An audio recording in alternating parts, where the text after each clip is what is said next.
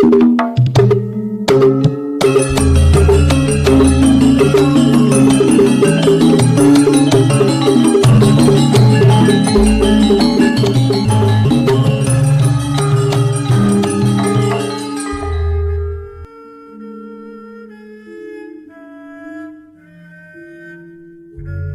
Ibu, para kadang kinasih simbah-simbah lan adik-adik, para rama suster bruder berkah dalem Gusti, sugeng rawuh wonten ing PDSK channel menika.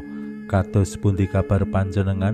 Mugi-mugi bagas kasarasan kesehatan kawilujengan tansah mengku kula panjenengan sami anggenipun kelampahi gesang ing dinten menika, lan mugi-mugi lumantar panglimbang basa Jawi waosan Injil kula panjenengan sansaya saged nggayuh iman kapitadosan ingkang leres lan mantep. Langkung-langkung anggenipun kula panjenengan sansaya pitados bilih Gusti Yesus menika dados sumbering kawilujengan tumraping sedaya tiyang, boten namung umat Katolik, boten namung golonganku, boten namung aliranku, agamaku, ning sedaya umat manungsa lan donya. Menika temtu nuwuhaken konsekuensi kados pundi kula panjenengan ingkang pitados ing Gusti Yesus ugi tinarbuka dumateng tiang-tiang sanes ingkang kepingin gayuh kawilujengan. Gusti boten asung kawilujengan agama, ning Gusti paring kawilujengan dumateng umat manungsa lan sedaya titah dalem ing alam donya.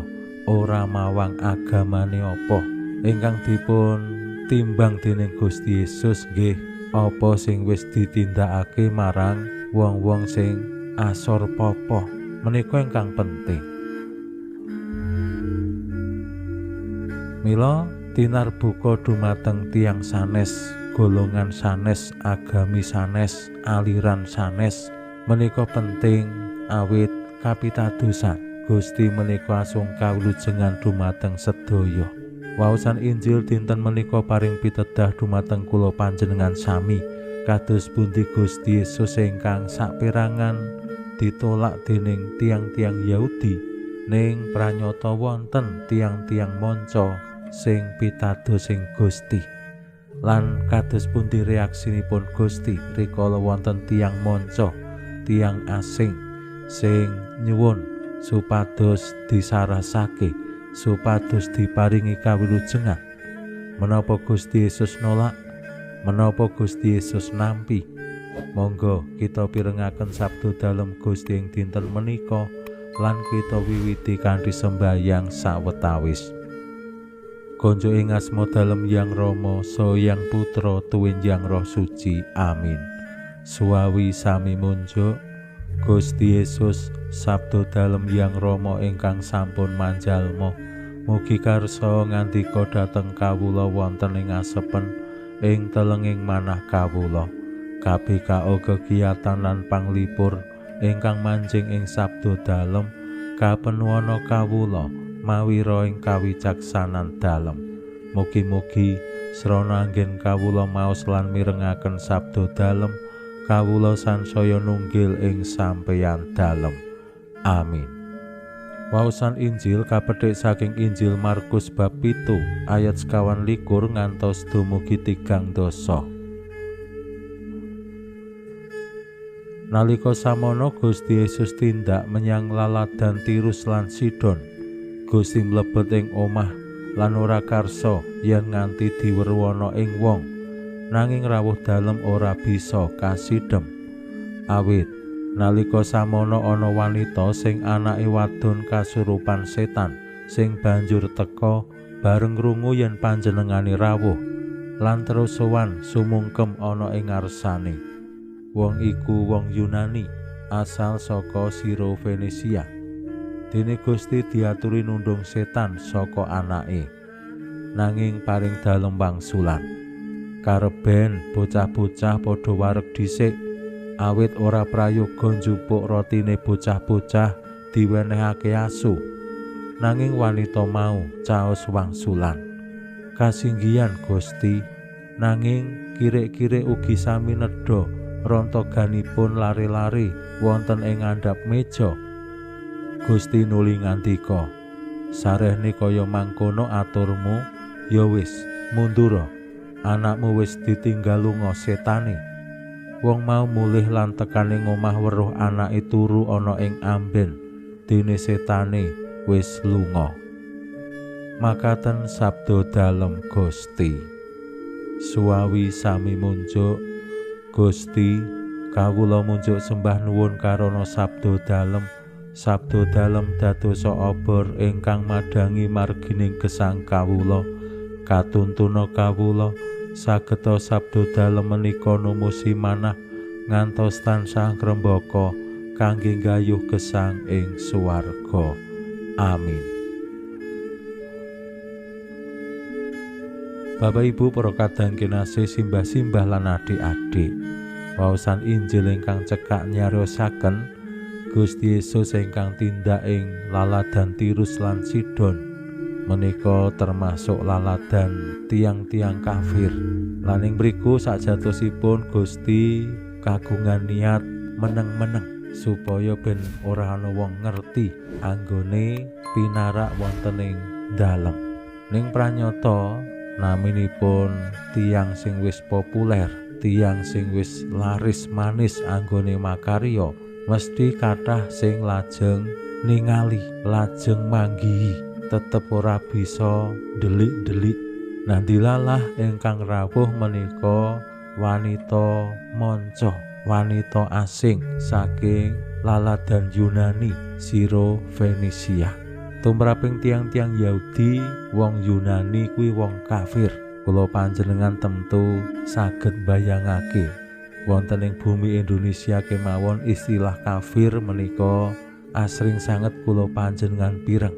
Sapa kuwi wong kafir lan kados pundi tiang-tiang sing ngunekake kafir anggenipun bersikap dumateng tiang-tiang sing disawang kafir. Menika tentu dados tantangan tumraping gesang agami ing Indonesia. Kula kinten naminipun agami kabeh-kabeh ya pengin golek dalan padang, dalan kasuwargan. Kados tiang Siro Fenisia kala wau, kados pundi rikala putrinipun gerah kerasukan setan. Sing digoleki apa? Ya tamba. Agamane apa wae jenenge kerasukan setan. Mbuh kuwi wong Yahudi, mbuh kuwi wong Yunani, kabeh golek tamba supaya dadi luar saka belengguning setan. Menika jati diri kamanungsan sing pengen gayuh kawilujengan. Mila Gusti Yesus rikala wonten tiyang Yunani sing sowan lan ngetingalake kapitadosan saha manah sing andhap asor, Gusti nggih nyembadani menapa sing dipun suwun dening wanita kala wau. Putrinipun lajeng waras, setane terus lunga. Menika boten wonten magayutane karo agama, ning iman kapitadosan. Rikala Gusti Yesus ngendika, kareben bocah-bocah padha wareg dhisik, awit ora prayoga njupuk rotine bocah-bocah diwenehake asu. Kula panjenengan mesti nggih gampil nampi pangandika dalem Gusti menika. Ora elok panganan sing nembe dipangan awake dhewe, dipangan bocah terus dijipuk nggo pakan kirik. Ora elok lan tentu mboten sopan. Kirik ya turahane, yen ana turahan, yen ora turah ya wis. Menika gegambaran ingkang dados pola utawi pemikiran panyawangipun tiang-tiang Yahudi tumraping tiang-tiang Yunani. Ning wanita kala wau estu pitadosing Gusti arep dikepiyek-kepiyek nampa diasorake. Jenenge wong pracaya marang Gusti, Gusti menika arep ngendika menapa kemawon, arep bersikap menapa kemawon bakal ditampa merga percaya. Wanita wau pracaya lan sansaya ngasorake diri kasinggihan Gusti. Wanita wau boten nolak, boten membela diri, ning sarujuk kalian menapa sing dados pangandika dalem Gusti nampi sabda dalem. Nanging kirik-kirik ugi sami nedha rontoganipun lari-lari wonten ing ngandhap meja. Wanita wau boten kepengin nyuwun bagiane bocah-bocah jejering kirik nggih. Ora kepengin, ora duweni niat njaluk bagiane sing dipangan bocah-bocah. Ning mung rontogane jenenge bocah yen maem menika lak sok-sok nggih pating slebar teng pundi-pundi. Ha menika sing ditedhok. Mila kula panjenengan katimbalan kados pundi sansaya sadar bilih gesang menika ya wangsinawang. Pinuji Allah sakmenika sarta ing salami-laminipun. Salam sehat, salam bahagia, salam katentreman. Lan mugi-mugi lumantar panglimbang dinten menika kula panjenengan tansah jinangkung ing berkah dalem Gusti ingkang Maha Kuwasa, Hyang Rama saha Hyang Putra tuwin Hyang Roh Suci. Amin.